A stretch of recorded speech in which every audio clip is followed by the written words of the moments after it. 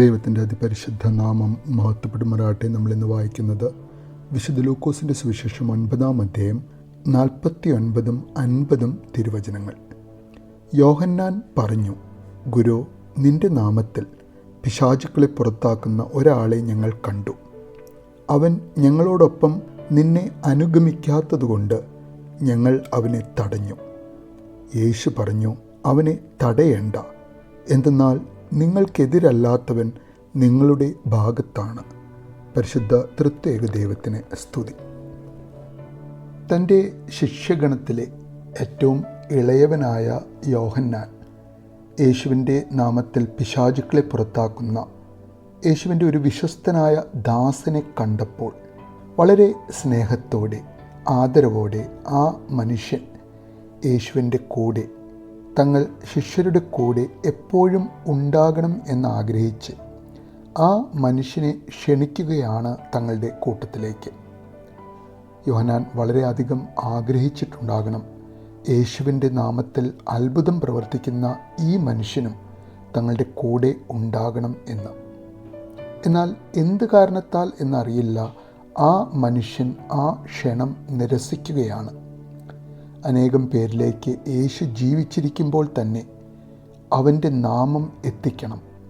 യേശുവിലൂടെ അനേകം ആളുകൾക്ക് അവരുടെ വേദനയിൽ, അവരുടെ അസുഖത്തിൽ യേശുവിനെ അവർ അറിയണം എന്നാഗ്രഹിച്ചായിരിക്കാം ആ മനുഷ്യൻ യോഹന്നാൻ്റെ ക്ഷണം സ്വീകരിക്കാതെ യേശുവിനായി പ്രവർത്തിക്കുവാൻ വേണ്ടി യോഹന്നാനെ അനുഗമിക്കാതിരുന്നത്.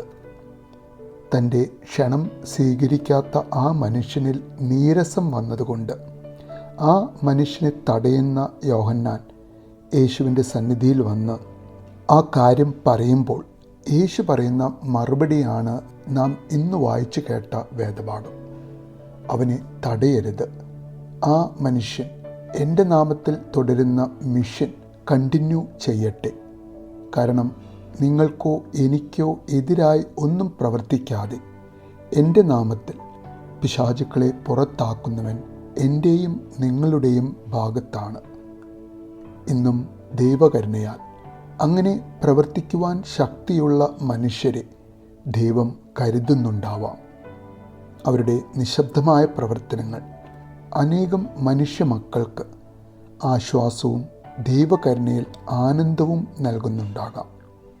അങ്ങനെ യേശുവിൻ്റെ നാമത്തിൽ പ്രവർത്തിക്കുന്നവരെ ഇകഴ്ത്താതെ, അവരെ മോശക്കാരും ചെറിയ ഭ്രാന്തുള്ളവരുമായി മുദ്രകുത്താതെ, അവരിലൂടെ പ്രവർത്തിക്കുന്ന ദൈവശക്തിയിൽ സന്തോഷിക്കുന്നവരായി യേശുവിൻ്റെ നാമം എവിടെയെല്ലാം ഉയർന്നു കേൾക്കുന്നുവോ ആ ശബ്ദം യേശുവിനും അവൻ്റെ ശിഷ്യരായ നാം ആർക്കും എതിരല്ല എങ്കിൽ, അവരെ ബഹുമാനിച്ചില്ലെങ്കിലും അവർക്കെതിരെ കുറ്റം പറയുന്നവരായി, അവരെ മോശക്കാരായി ചിത്രീകരിക്കുന്ന ഒരു വ്യക്തിയായി നാം തീരാതിരിക്കട്ടെ എന്നാഗ്രഹിക്കുന്നു, പ്രാർത്ഥിക്കുന്നു.